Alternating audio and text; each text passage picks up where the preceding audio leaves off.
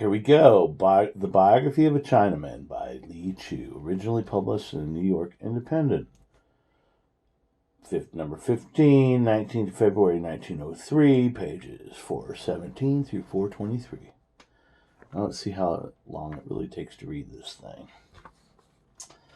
The village where I was born is situated in the province of Canton, on one of the banks of the Sai Kang River. It's called a village, although it is really as big as a city, for there are about 5,000 men in it over 18 years of age.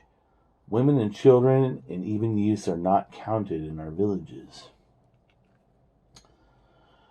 All in the village belong to the tribe. There's an asterisk here. The tribe here refers to people who all have the same surname, Li. So, all in the village belonged to the tribe of Li. They did not intermarry with one another, but the men went to other villages for their wives and brought them home to their fathers' houses. And men from other villages, Woos and Wings and Sings and Fongs, etc., chose wives from among our girls. When I was a baby, I was kept in our house all the time with my mother. But when I was a boy of 7, I had to sleep at nights with other boys of the village, about 30 of them in one house. The girls are separated the same way, 30 or 40 of them sleeping together in one house away from their parents. And the widows have houses where they work and sleep, though they go to their fathers' houses to eat. My father's house is built of fine blue brick, better than the brick in the houses here in the United States. It's only 1 story high, roofed with red tiles, and surrounded by a stone wall which also encloses the yard. There are 4 rooms in the house, 1 large living room which serves for a parlor, and 3 private rooms, one occupied by my grandfather, who is very old and very honorable, another by my father and mother, and the third by my oldest brother and his wife and 2 little children. There are no windows, but the door is left open all day. All the men of the village have farms, but they don't live on them as the farmers do here. They live in the village, but go out during the daytime and work their farms, coming home before dark. My father has a farm of about 10 acres, on which he grows a great abundance of things: sweet potatoes, rice, beans, peas, yams, sugarcane, pineapples, bananas, lychee nuts, and palms.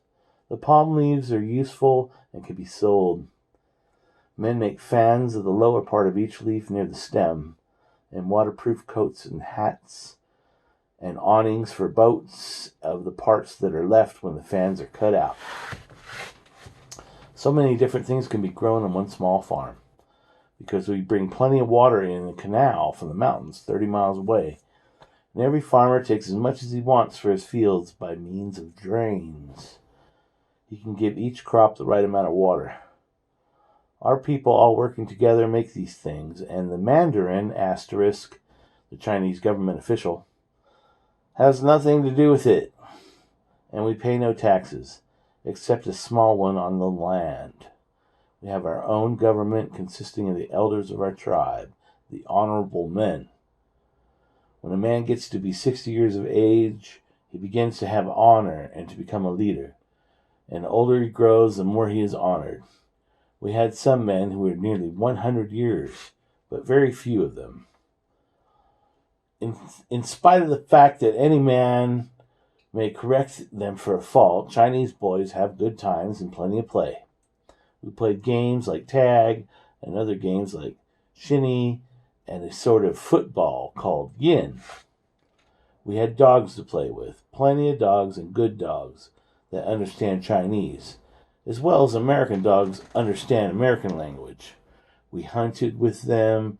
We also went fishing and had as good a time as American boys, perhaps better, as we were almost always together in our house, which is sort of a boys' clubhouse. So we had many playmates. Whatever we did it all together, and our rivals were the boys of other clubhouses. with whom we sometimes competed in the games. But all our play outdoors was in the daylight, because there were many graveyards about, and after dark, so it was said, black ghosts with flaming mouths and eyes and long claws and teeth would come from these and tear to pieces and devour any one of us whom they might meet. It was not all play for us boys, however. We had to go to school, where we learned to read and write and recite the precepts of Confucius, Confucius, and the other sages, and stories about the great emperors of China who ruled with the wisdom of gods and gave to the whole world the light of high civilization and the culture of our literature, which is the admiration of all nations. I went to my parents' house for meals, approaching my grandfather with awe, my father and my mother with veneration, and my elder brother with respect. I never spoke unless spoken to, but I listened, and I heard much concerning the red-haired, green-eyed foreign devils with the hairy faces, who had lately come out of the sea and clustered on our shores. They were wild and fierce and wicked, paid no regard for the moral precepts of Confucius and the sages. Neither did they worship their ancestors, but they pretended to be wiser than their fathers and their grandfathers. They loved to beat people and to rob and murder. In the streets of Hong Kong, many of them could be seen reeling drunk. Their speech was a savage roar, like the voice of a tiger or the buffalo, and they wanted to take land away from the Chinese. Their men and women lived together like animals, without any marriage or faithfulness, and even were shameless enough to walk the streets arm in arm in daylight, so the old men said. All this was very shocking and disgusting, as our women seldom were on the street except in the evenings, when they went with the water jars to the 3 wells that supplied all the people. Then if they met a man, they stood still, with their face turned to the wall, while he looked the other way when he passed them. A man who spoke to a woman in the street in a Chinese village would be beaten, perhaps killed. My grandfather told how the English foreign devils had made wicked war on the emperor, and by means of their enchantments and spells had defeated his armies and forced him to admit their opium, so that the Chinese might smoke, become weakened, and the foreign devils might rob them of their land. My grandfather said it was well known that the Chinese were always the greatest and wisest among men. They invented and had discovered everything that was good. Therefore, the things which the foreign devils had and the Chinese had not must be evil. Some of these things were very wonderful, enabling the red-haired savages to talk with one another, though they might be thousands of miles apart. They had suns that made darkness like day. Their ships carried earthquakes and volcanoes to fight for them. And thousands of demons lived in iron and steel houses, spun their cotton and silk, pushed their boats, pulled their cars, printed their newspapers, and did other work for them. They were constantly showing disrespect for their ancestors by getting new things to take place of the old. I heard about the American foreign devils, that they were false, having made a treaty which it was agreed they could freely come to China, and the Chinese as freely go to their country. After this treaty was made, China opened its doors to them, and then they broke the treaty that they had asked for by shutting the Chinese out of their country. When I was 10 years old of age, I was working on my father's farm, digging, hoeing, manuring, gathering, and carrying the crop. We had no horses, as nobody under the rank of an officer is allowed to have a horse in China. And horses do not work on farms there, which is the reason why the roads are so bad. The people cannot use roads as they're used to here, so they do not make them.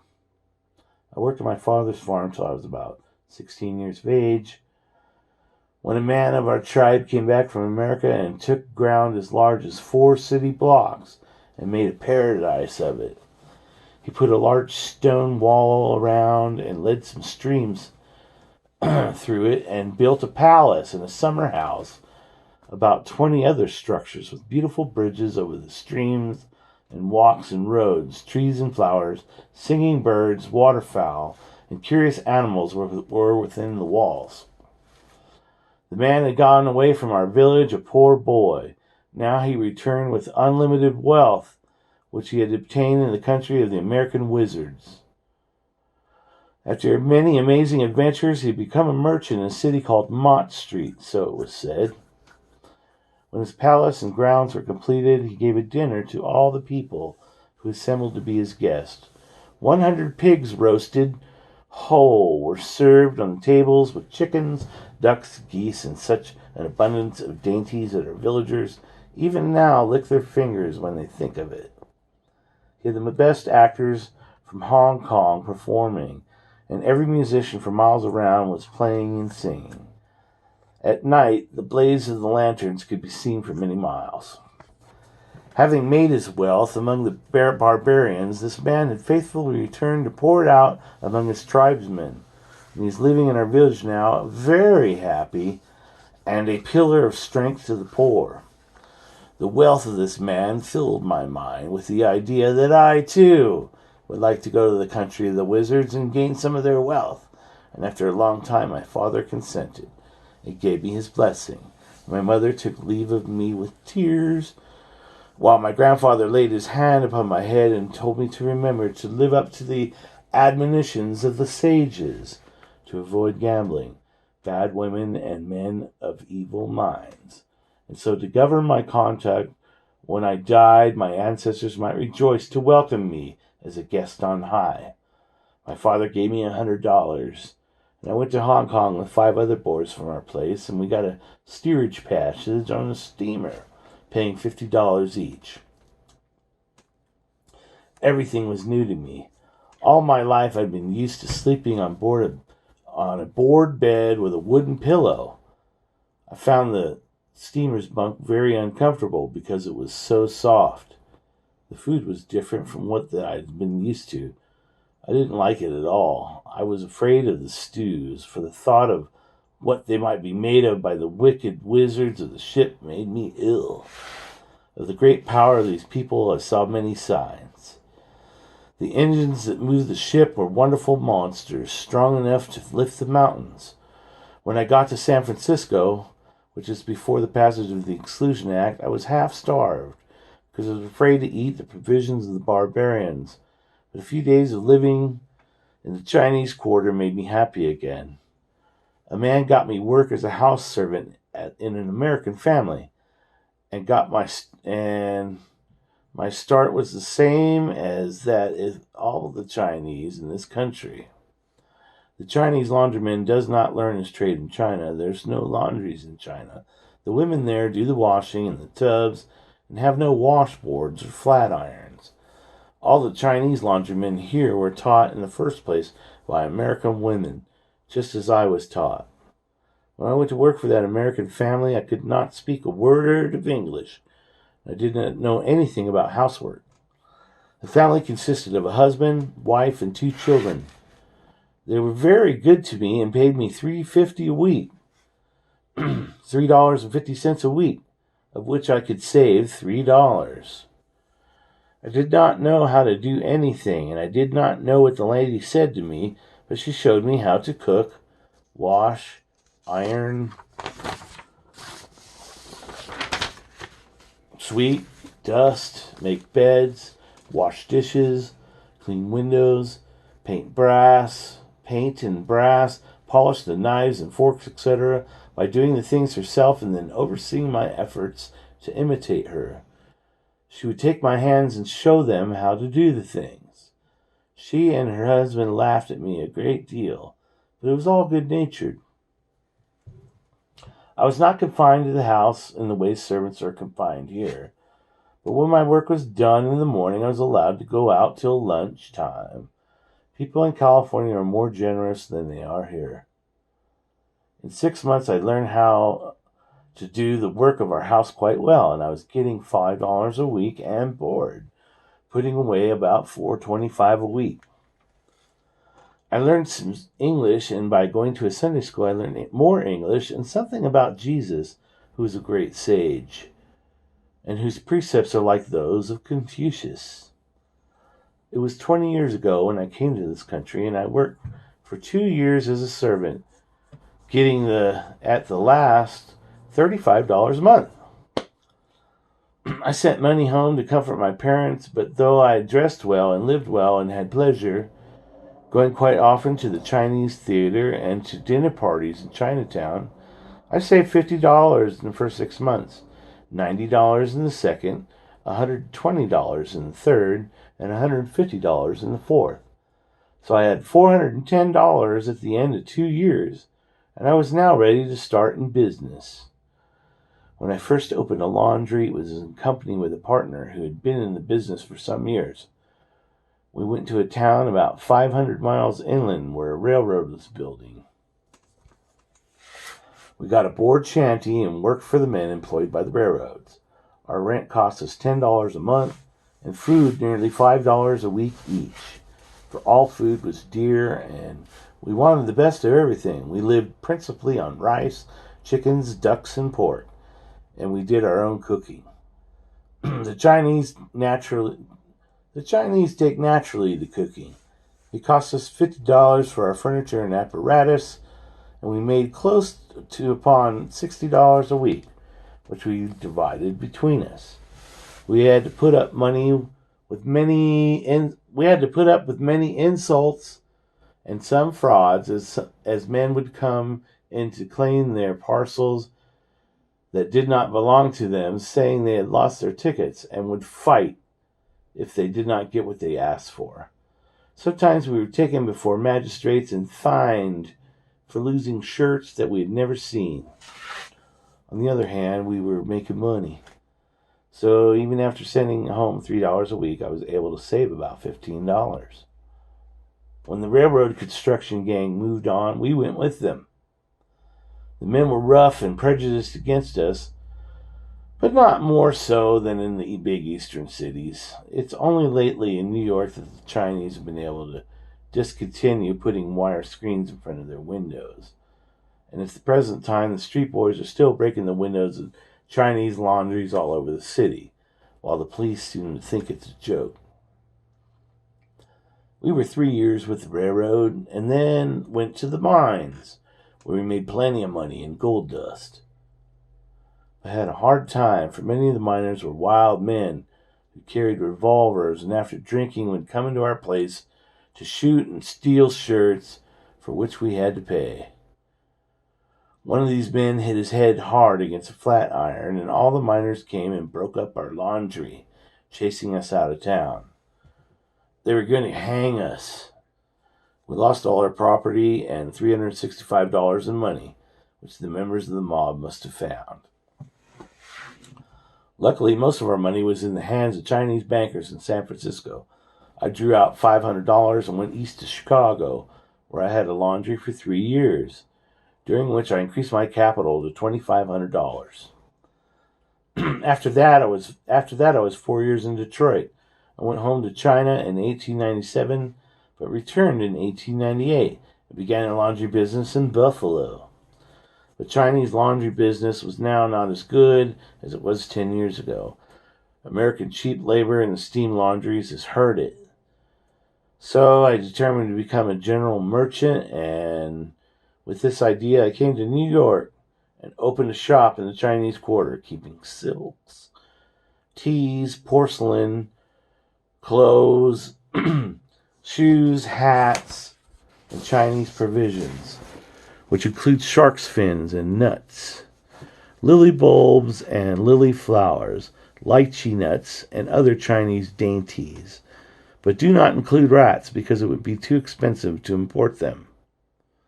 The rat which is eaten by the Chinese is a field animal, which lives on rice, grain, and sugarcane. Its flesh is delicious. Many Americans who have tasted shark's fin and bird's nest soup and tiger lily flowers and bulbs are firm friends of Chinese cookery. If they can enjoy one of our finer rats, they would go to China to live, so as to get some more. American people eat groundhogs, which are very like the Chinese rats. They also eat many sorts of food that our people would not touch. Those that have dined with us know we understand how to live well. The ordinary laundry shop is generally divided into 3 rooms. The front of the room is where the customers are received. Behind that, a bedroom in the back, and in the back, a workshop, which is also the dining room and kitchen. The stove and cooking utensils are the same as those as the Americans. Work in the laundry begins early on Monday morning, about 7 o'clock. There are generally 2 men, one of whom washes while the other one does the ironing. The man who irons does not start till Tuesday, as the clothes are not ready for him to iron to begin till that time. So he has Sundays and Mondays as holidays. The man who does the washing finishes up on Friday night, so he has Saturday and Sunday. Each works only 5 days a week, but those are long days, from 7 until in the morning until midnight. Whoa. During the holidays, the Chinaman gets a good deal of fun out of life. There's a good deal of gambling and some opium smoking, but not so much as Americans imagine. Only a few of New York's Chinamen smoke opium. The habit is very general among rich men and officials in China, but not so much among poor men. I don't think it does as much harm as the liquor that the Americans drink. There's nothing so bad as a drunken man. Opium doesn't make people crazy. Gambling is mostly fan-tan, but there is a good deal of poker, which the Chinese have learned from Americans and can play very well. They also gamble with dominoes and dice. The fights among the Chinese and the operations of the hatchet men are all due to gambling. Newspapers often say there are feuds between the 6 companies, but that is a mistake. The 6 companies are purely benevolent societies, which look after the Chinaman when he first lands here. They represent the 6 southern provinces of China, where most of our people are from. And they're like German, Swedish, English, Irish, and Italian societies which assist immigrants. When the Chinese keep clear of gambling and opium, they are not blackmailed, and they have no other trouble with hatchet men or any of the others. About 500 of New York's Chinese are Christians. The others are Buddhists, Taoists, etc., all mixed up. These haven't any Sunday of their own, but keep New Year's Day and the 1st and 15th days of each month when they go to the temple on Mott Street. In all New York, there are only 34 Chinese women, and it's impossible to get a Chinese woman out here unless one goes to China, marries her there, and then he must collect affidavits to prove that she really is his wife. Then that is in the case of a merchant. A laundryman can't bring his wife over here under any circumstances. And even the women of the Chinese ambassador's family had trouble getting in lately. Is it any wonder, therefore, or any proof of the demoralization of our people, that some of the white people in Chinatown are not of good character? What other set of men are so isolated, so surrounded by alien and prejudiced people are more moral? Men, wherever they may be, need the society of women. And among the white women of Chinatown, there are many excellent and faithful wives and mothers.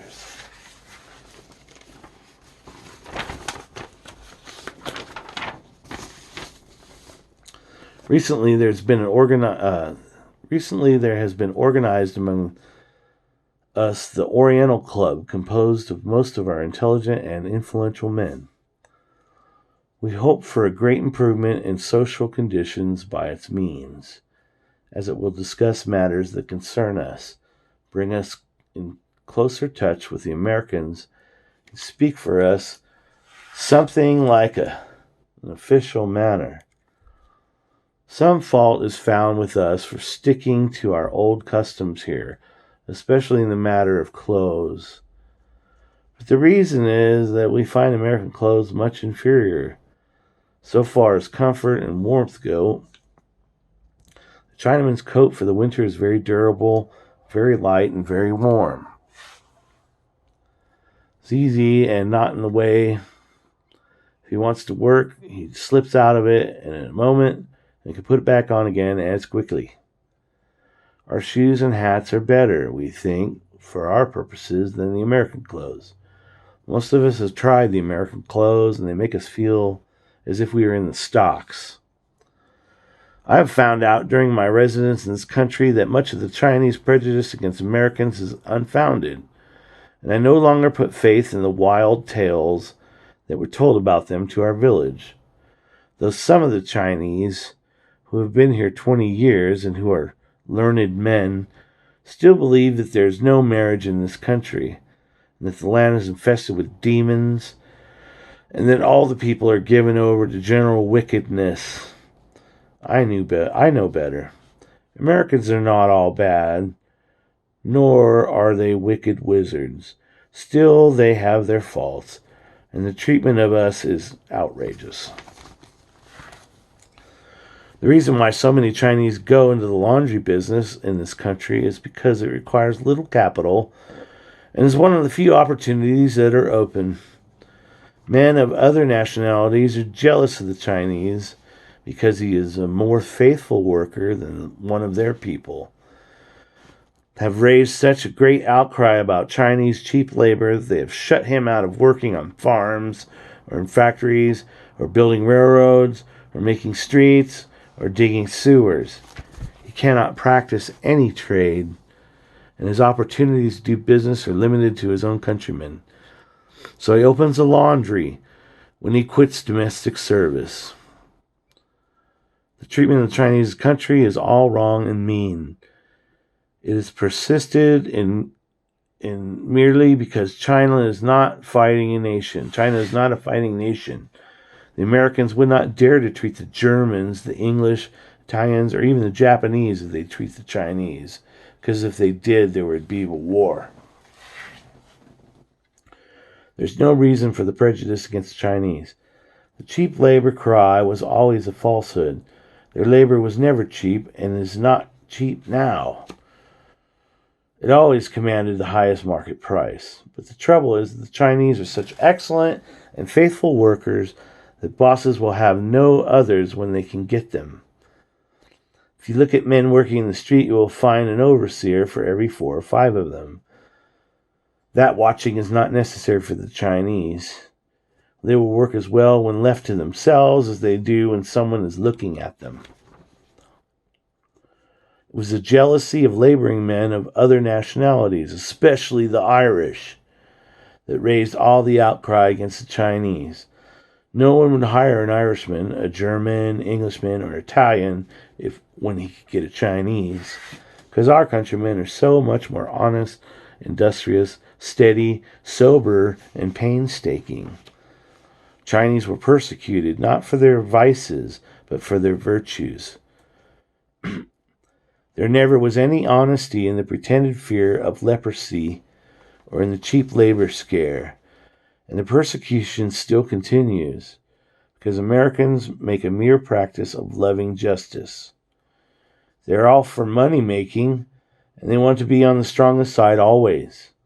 They treat you as a friend while you are prosperous, but if you have a misfortune, they don't know you. There's nothing substantial in their friendship. Wu Ting Fang talked very plainly to Americans about their ill treatment of our countrymen, but we don't see any good results. We hope for good from Roosevelt.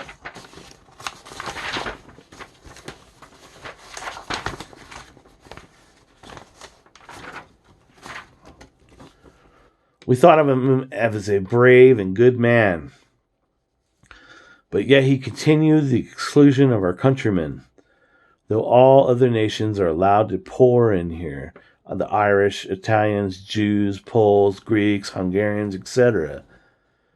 It would not have been so if Mr. McKinley had lived. Irish fill the almshouses and prisons and orphan asylums. Italians are among the most dangerous of men.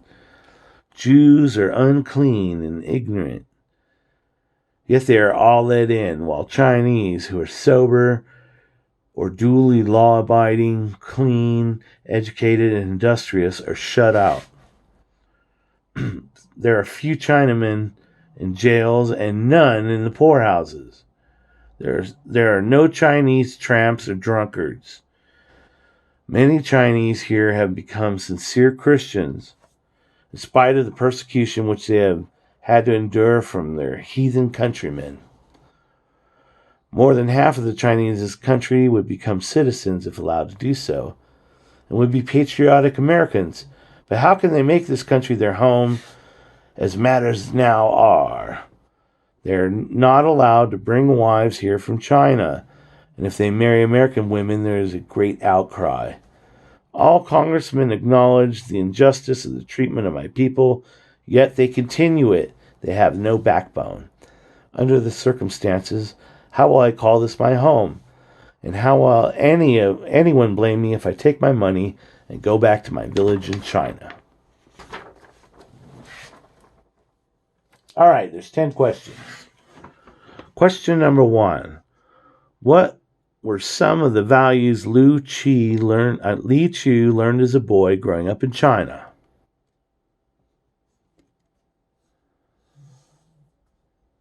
Question number 2. Why did the Chinese consider the Westerners in China to be barbarians?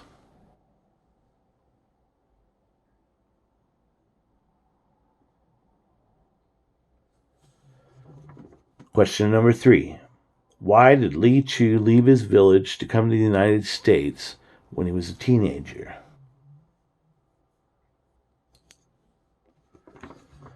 Question number 4. How did Li Chu get his first job in the United States?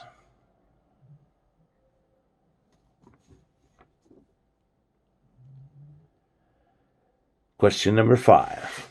Why did Li Chu go into the laundry business?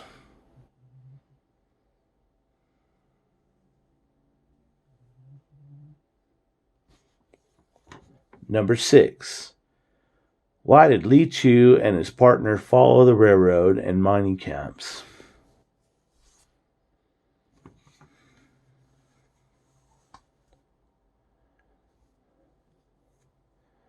Question number 7. Which aspects of Chinatown culture does Li Chu choose to discuss in his interview?